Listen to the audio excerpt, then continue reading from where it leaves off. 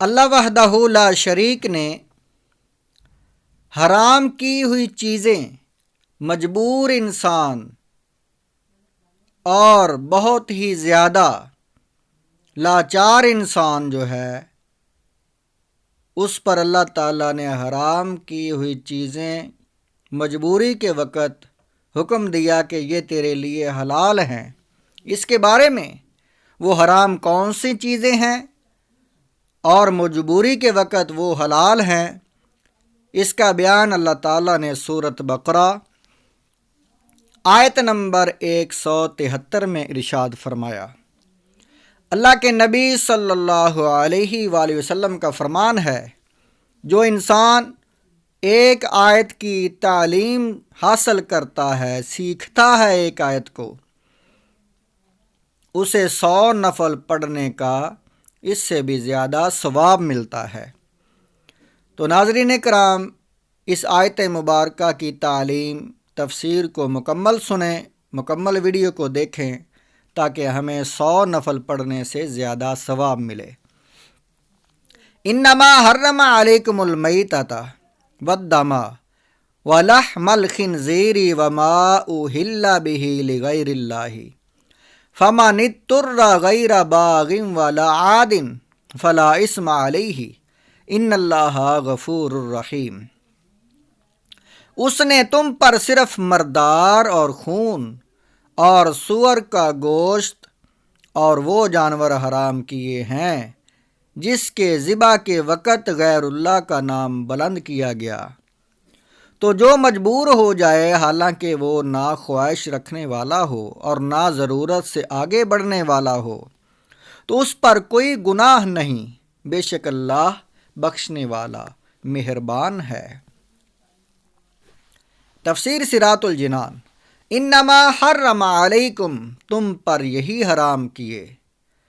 کفار نے چونکہ اپنی طرف سے بہت سے جانوروں کو حرام قرار دے رکھا تھا،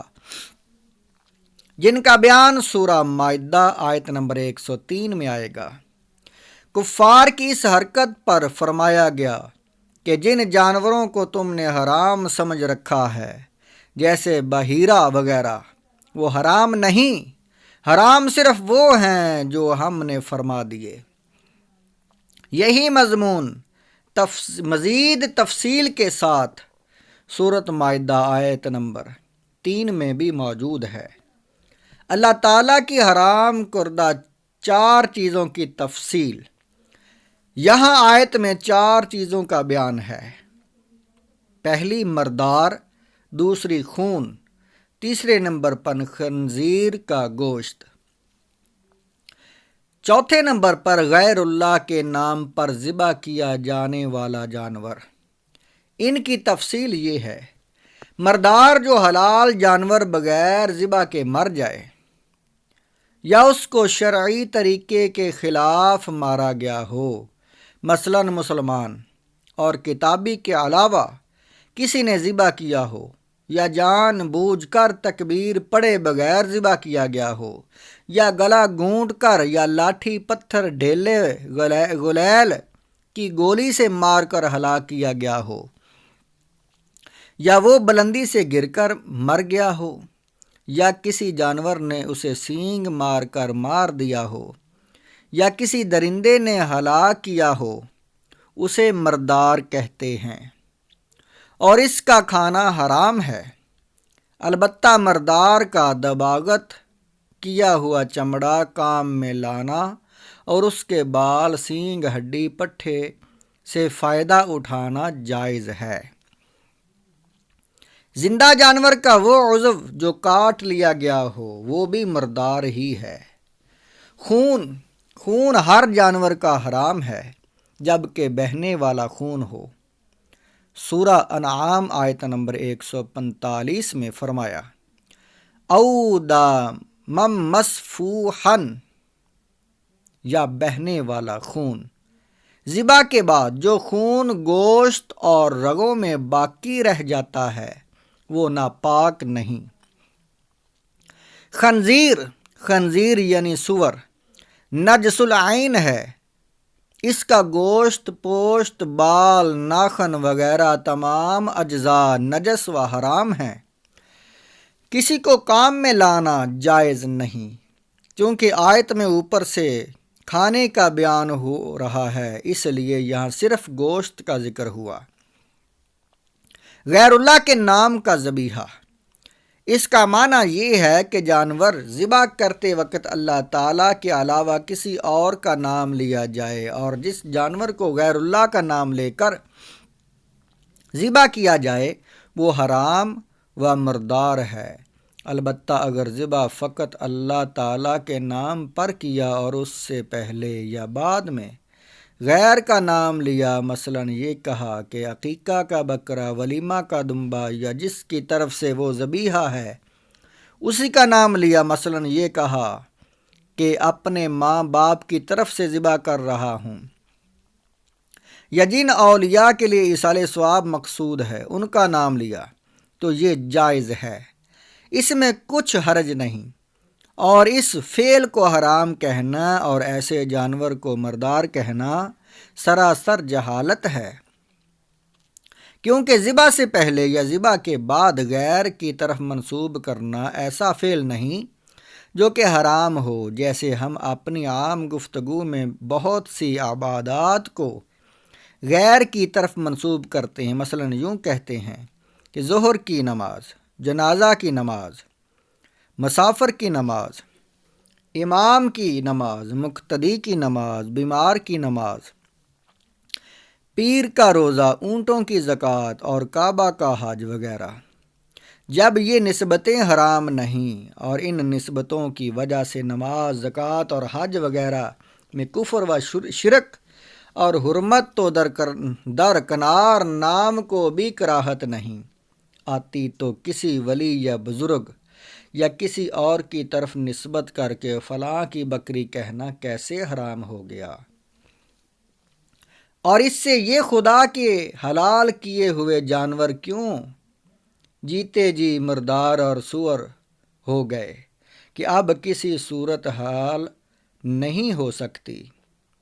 جو لوگ انہیں مردار کہتے ہیں وہ شریعت مطہرہ پر سخت جرات کرتے ہیں۔ یاد رکھیں کہ کوئی مسلمان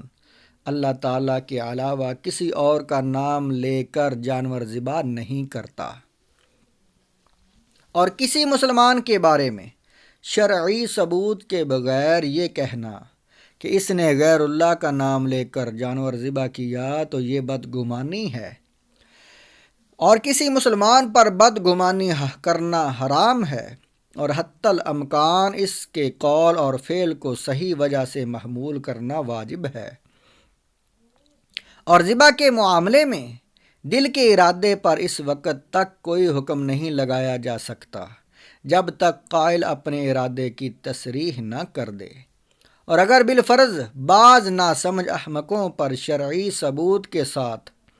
ثابت ہو بھی جائے کہ انہوں نے غیر اللہ کا نام لے کر ذبح کیا اور اس ذبح سے معاذ اللہ ان کا مقصود غیر خدا کی عبادت ہے، تو کفر کا حکم صرف انہی پر ہوگا۔ ان کی وجہ سے عام حکم لگا دینا اور باقی لوگوں کی بھی یہی نیت سمجھ لینا باطل ہے۔ خلاصہ یہ ہے کہ مسلمان اپنے رب تعالیٰ کا نام لے کر ذبح کر رہا ہے تو اس پر بدگمانی حرام و ناروا ہے، اور خود سے بنائے ہوئے ذہنی تصورات پر کسی مسلمان کو معاذ اللہ کفر کا مرتکب سمجھنا، اللہ تعالیٰ کے حلال کیے ہوئے کو حرام کہہ دینا، اور تکبیر کے وقت جو اللہ تعالیٰ کا نام لیا گیا اسے باطل و بے اثر ٹھہرانا ہرگز صحیح ہونے کی وجہ نہیں رکھتا۔ اللہ تعالیٰ ارشاد فرماتا ہے وَمَا لَكُمْ أَلَّا تَأْكُلُوا مِمَّا ذُكِرَ اسْمُ اللَّهِ عَلَيْهِ، سورۃ انعام 119 نمبر آیت۔ ترجمہ کنز العرفان، اور تمہیں کیا ہے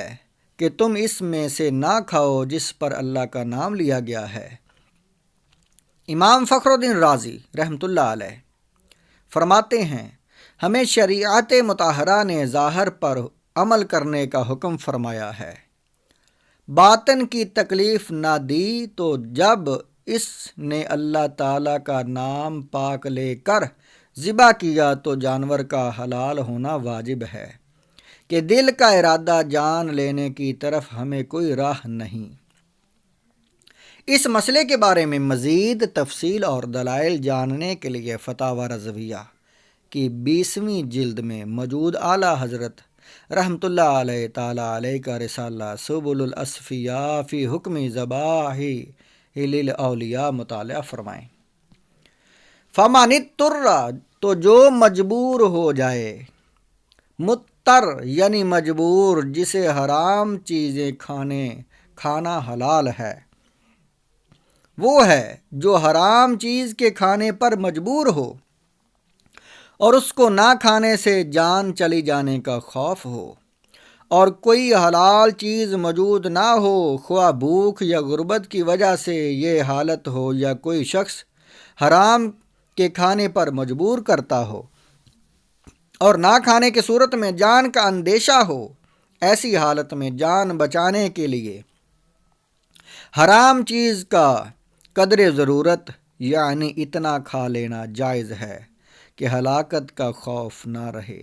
بلکہ اتنا کھانا فرض ہے۔ غفور الرحیم، بخشنے والا مہربان۔